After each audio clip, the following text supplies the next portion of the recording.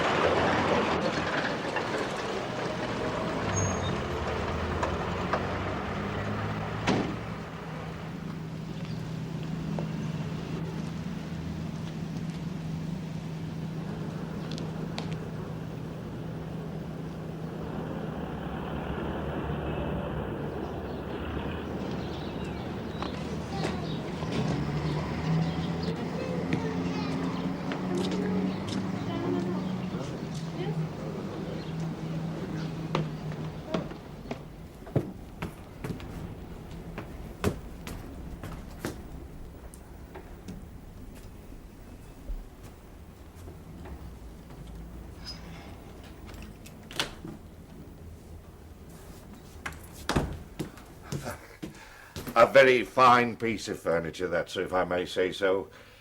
Dignified is probably the word I was looking for. It'll add distinguishment to any living room where it was put, I'm sure you'll agree. And it's a grand yoke. Oh, it's your very best Sir Peely veneer there, sir. Oh, is that right? And your featherweight Laminex interior with plenty of room for all you want, and your interior fittings, cocktail probes, your plastic-old wine mats, a beautiful set of cut crystal whiskey glasses, and all included in the price. Just a moment, there's that little light.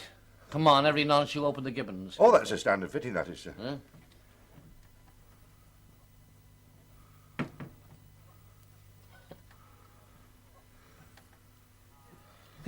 Oh, she's a sheer poetry.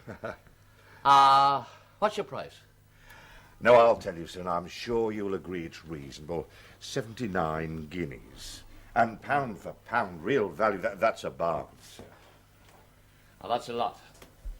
But you must look upon it as an investment, sir. I mean, you're a man of taste. You wish to possess this fine object and see it sitting there in your living room, and you invite your friends round for a drink and open the old cocktail cabinet. They'll be as impressed as your wife is proud. I mean, look at the exquisite workmanship. I mean, neither you nor I are foolish. I mean, we know the value's really there. Why, consider, I mean, 6 months' time, this will probably go up 10%, maybe 15%. Now, you look like a sensible man to me, and a sensible man would definitely buy now. Yes. Yes, I want it now. But, how can I afford it? My job and our service, sir, is to make it conveniently possible for you to possess this beautiful piece of furniture. Yeah. You want to become its proud owner, sir, then just you come with me into the office. Hey, take a seat, sir. Have a cigarette. Oh, thank you. It's a present for the wife, you know. And could there be a finer present, sir? Well, I'd want to take it away now, you see. I've got the old van parked outside. Oh, I see. Now, how much were you thinking of putting down as a deposit, sir? Well, I'll say £30, but I suppose that's not enough, huh? Come now, sir, that's more than enough. Is it cash? No, check. I have my checkbook and passport here with me. Yes, I see.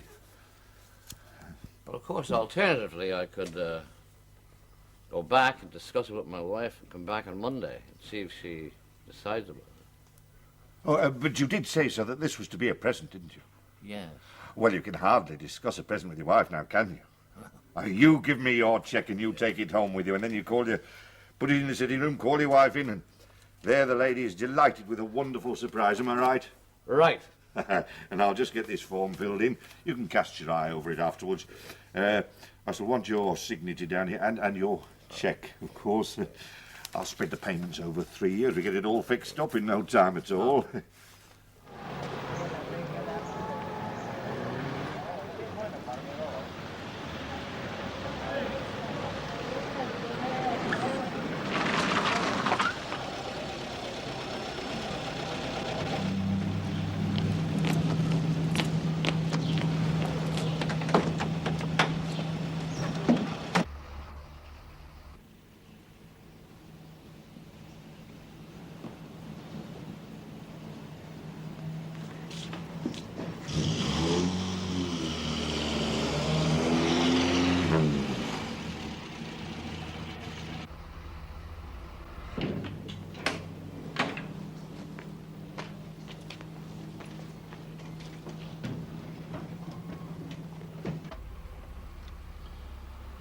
Hello, Control.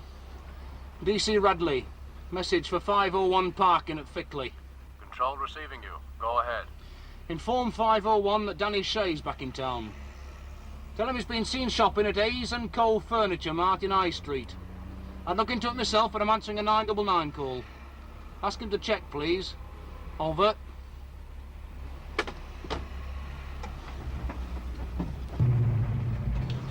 Thank you.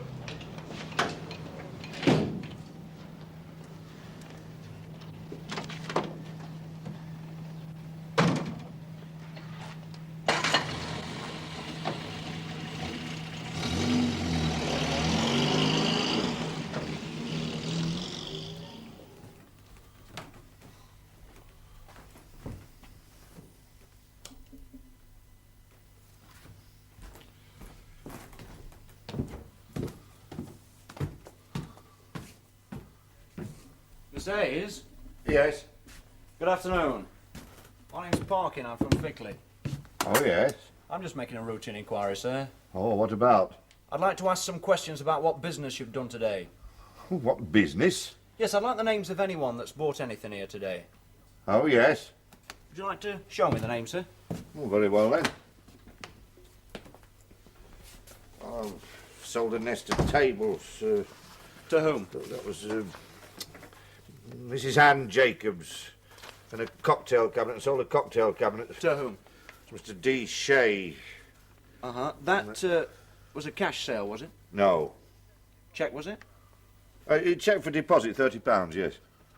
When do you deliver? Deliver? The cocktail cabinet. The customer took it on his van, you see. I see. Well, what do you see?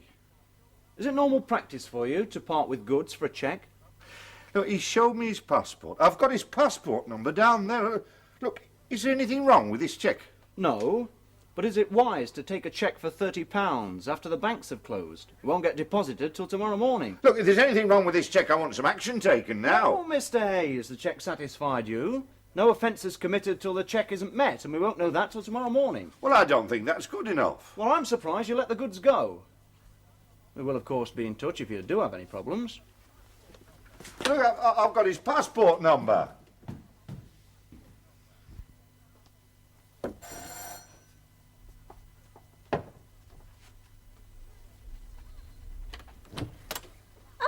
Hello, Shay. Hello, Mr. Parkin. May I come in? Oh, you can, of course. How are you keeping? Oh, relatively up. Now then, if this is a social call, you'll take a drink. But I gather it's not for the talk. That's right. That's Danny. Where is he? How would I know, Mr. Parkin? Well, he's back in town. Is he? Yes. He was seen by Mr. Radley. Was he now? Then that would make Mr. Radley very excited. I don't know about that. Oh, Mr. Radley can't wait to get Danny behind bars. No, I don't think that's fair. He spent months trying to find out who took the lead off the church roof, only to find that Danny had soft-talked the vicar into not bringing charges. Oh, Danny gets Mr. Radley very overexcited. It's very bad for the poor man's blood pressure. Now you're very good with Danny. Where does he go to in these absences? He wanders. His feet take him where his heart's happy and his work is. Work? Well, that's what he calls it. And who am I to lay down the law? Now, that's your job, Mr. Parkin, and very good you are at it, too. Oh, I've tried to reform him in my time. I mean, that shenanigans 18 months ago, for instance. What was that? Oh, he did 6 months in Parkhurst. Why does he always have to cause trouble when he comes back here? I don't get your drift. Well, a lot of these mobile operators at least stay clean on their own patch. But he's not back here 5 minutes before he's driven off 6 corporation buses to start an hire company. Well, maybe he likes to keep his eye in. Me, I'm stimulated by the imagination of the man. Now, if he'd worked for an oil company, by now he'd be managing director with a knighthood pinned to his chest. If he worked for an oil company, it would be an involuntary liquidation with its assets in Beirut. Oh, come now, you don't mean that, Mr. Parkin. I don't like the idea of him just swanning in here whenever the fancy takes him, causing mischief. Look at them town hall flower beds. Oh, that was hardly a crime. Well, people aren't supposed to go picking flowers from outside the town hall, then sell them back to the council at the borough crematorium. We've got better things to do with our time than to rush round all week looking for 400 bushels of Lincoln roses. Our time costs money. And so does his. Dear God, that's no justification. I suppose you want me to go and tell Danny that you're annoyed with him, that he wastes your time when he pinches roses, and in the future would he kindly concentrate on great train robberies? I don't mean that. When was your husband last home, Mrs. Shea? Oh, he's been gone for 8 long months. Are you sure he's back? Aye. Have you any idea why he would be back? I've no idea why he goes away. Must be the gypsy in him. It's happened every year that I can remember. One morning he's gone, whooshed, just like that. Then if I'm lucky, 6 months later he comes through that door. Doreen, he says, I'm back. I bought your present. Am I forgiven? Bought you a present? Oh, yes. There's always a present. He's a lovely man that way. Yes. Well, I think it's a cocktail cabinet this time. A cocktail cabinet?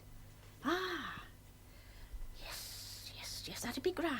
Well, it's not paid for yet. When you do see Danny, would you tell him I was in? And would you tell him that it'll be best for him if that bill's paid, then you can keep the cabinet? Would you tell him that, Mrs. Shea? I see. Yes, I'll do that for you. I'll tell him. Right, thank you. Afternoon. Good day to you, Mr. Parkin.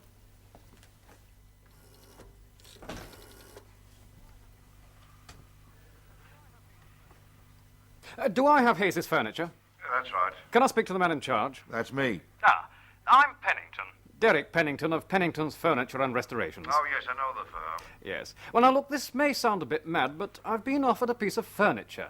A cheap piece of rubbish. But it looks new. Well, Well, I mean, there's not a scratch on it. I gave this chap £25 for it, but that was a loan on it. He said he'd give me £28 back tomorrow. I sometimes make short-term loans with furniture as collateral. Well, this piece, I say, it's got a little disc on the back with Hayes' furniture on it. And it looks brand new. what is this piece, Mr. Pennington?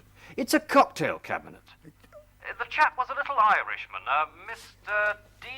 Shea. Ian, are you still at the same address? That's up Mount Street? Yes, that's right, 25. But hang on.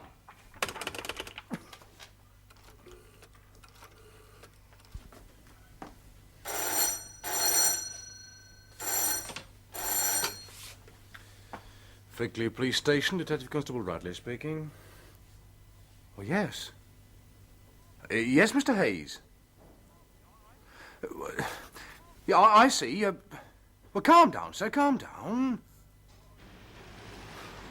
Oh, yes, I know where to find him. Yes, of course, immediately. You let me go now, Mr. Hayes, and I'll be in touch. Oh, well, as soon as I got hold of him. Yeah, I told you to keep an eye on him. What are you on about? Your friend of my mother, Danny Shea's only committed a fraud. What? Ron, hold it! And fraud's a CID offence. He's mine to sort out. See you later. Ron, wait!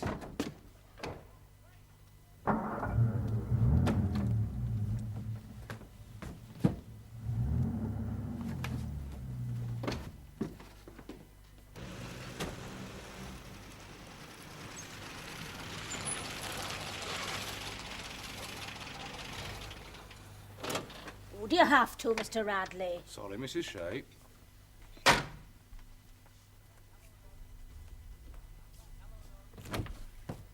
Hello, Doreen.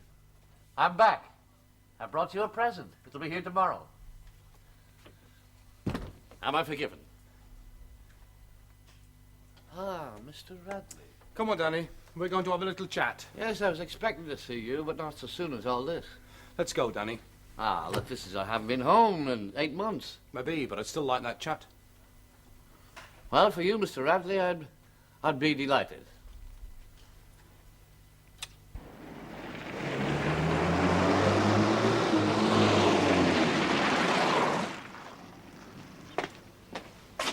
See you later, love.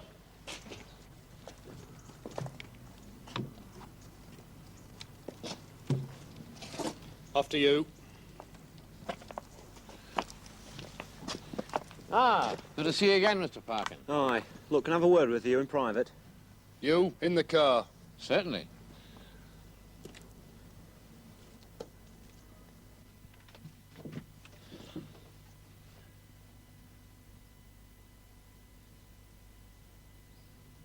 But what the hell do you think you're doing? I'm taking him in. Listen, Ron, don't be daft. Do yourself a favour. Let him go.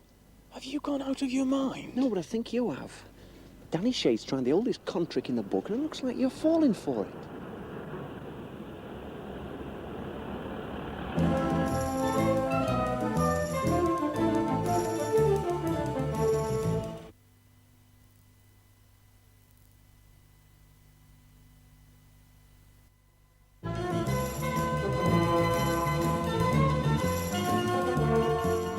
Thanks. Get the details of that bank account if it's the last thing I do. Banker's Book, Evidence Act. I'm not as daft as I look. I'm getting an order. That manager will have to come across. Look, it's a con, I've told you. Never. The first time it was tried on was Birmingham. Some bloke goes into a posh jeweller's, bought a ring and paid by cheque. So what? Well, then he goes and tries to pawn the ring, with the wrapping still round it. So the pawn shop owner phones the jewellers. Have you just sold a ring? Yes, they say. And the bloke paid by cheque? Yes. So the jewellers get all panicky, phone the police. So they arrested the bloke? Yeah, well, next day the cheque clears because the bloke's got money. He's released, goes out, gets himself a lawyer, goes round to the jewellers, accuses them of false arrest, and in that case they settled out of court. £1,000. Yes, you tell a lovely story. Just wait till that manager does phone back. You'll get nothing from him.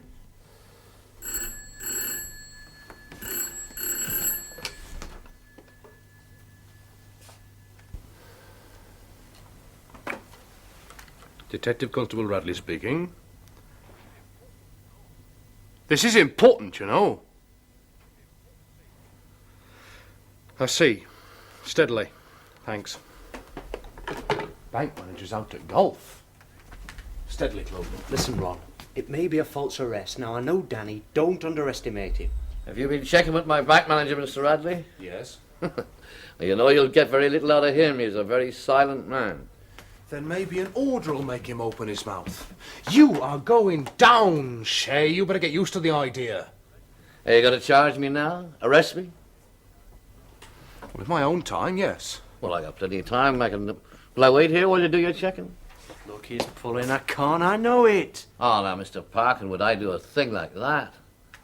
Look, Ron, you're not leaving him here. It's not worth the risk. He's pulling something all right. Look, let him go. You can always pick him up again.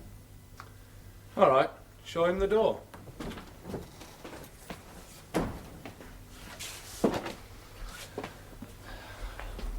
That was very nice of you, Mr. Parkin. You're the nearest thing to a gentleman on the force.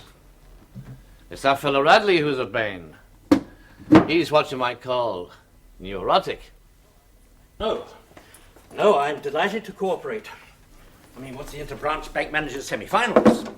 I was happy to abandon my game at the 16th hole and get back here just to tell you something you must already know, that I can't give you any information about our clients. Look, I'm sorry you've missed your game, Mr. Mather, but I do need that information. I made arrangements to my divisional headquarters to have an order taken out under the Banker's Book Evidence Act first thing in the morning, but then obviously I can't do that tonight. Oh, well, in that case, I suppose there's no harm in telling you. Shay hasn't got a penny to his name or in his account. And I thought you chaps would have known that. Aye, but we like to be sure. Yes. Well, is there anything else? This is a serious matter, Mr. Mather. I'm sorry to put you to so much trouble. Oh, is that an outside line? Huh? No, oh, yes, help yourself.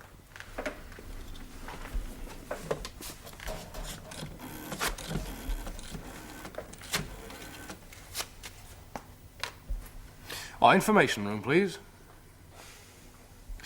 D.C. Radley speaking. Message for 501 Parkin at Fickley. Would you tell him the Shay case is definitely fraud? Aye. And I'm going out to pick him up.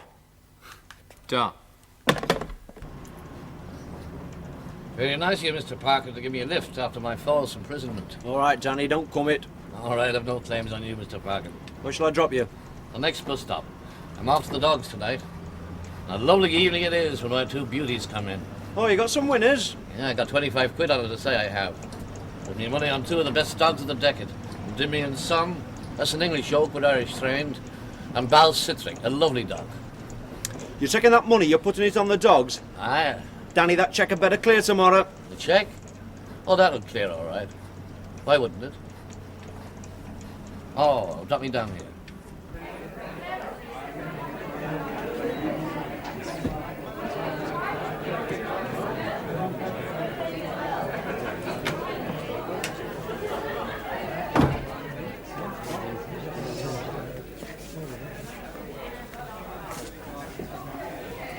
apologies necessary. Apologies for what? To get the message? I did. I don't understand it. Danny Shea has no money in that account to meet that cheque. So what? So what? He says have a beer and shut up. No offence is committed till that cheque isn't met. Won't be met. Where is he? He's taken that 25 quid, he's gone down to the dog meeting. Oh, that's where he is. Look, Ron, I'm not saying he'll meet the cheque. I'm saying that you could end up on a charge of false arrest in complicity with a furniture salesman who'll be sued left, right and centre. Look, Ron, you've got a blank about him. I know Danny, I know his missus. Now, he's clever. You let him be tonight.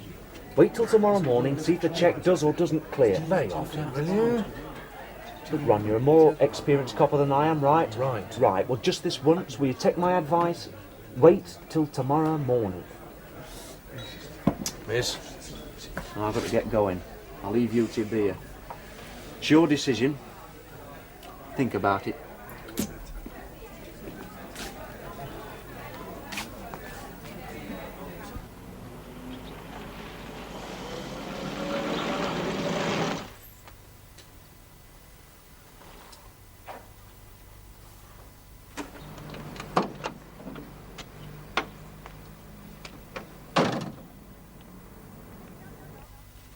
Well, he said he'd not be long, Mr. Parkin.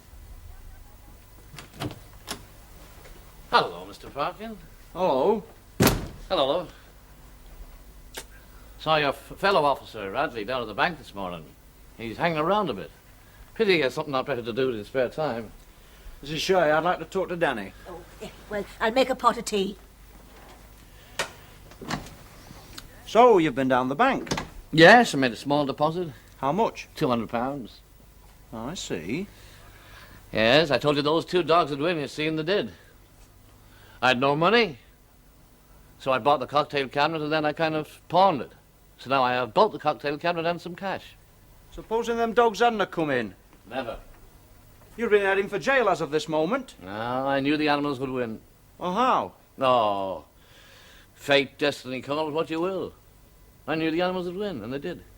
You took a hell of a risk. Radley? Now, you are the only risk, Mr. Parkin. I've got a good lawyer who could have sued for false imprisonment and collected damages off Hayes and Company. No, you are the only risk. Tell Mrs. Shea I'll skip that tea, eh, Danny? Some other time. Oh, Mr. Parkin, would you like a nice hot tip for a dog? I might. Landor Castle, running next Friday. Now, don't disappoint me. Put £20 on it. Landor Castle? Aye. Right. Well, bye-bye, Mr. Parkin. Give my love to Mr. Radley. Right. Well, is he gone? He is, poor fella. Why, poor fella? He's putting all his money on a dog that hasn't got a chance. Well, it's all part of the eternal war between the criminal and the law. That's Pennington's van with a cocktail cabinet.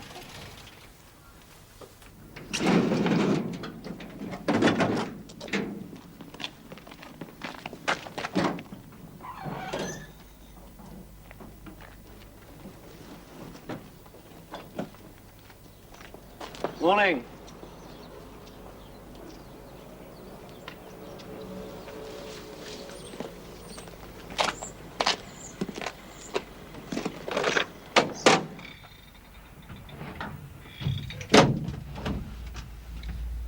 Landor Castle hasn't got a chance.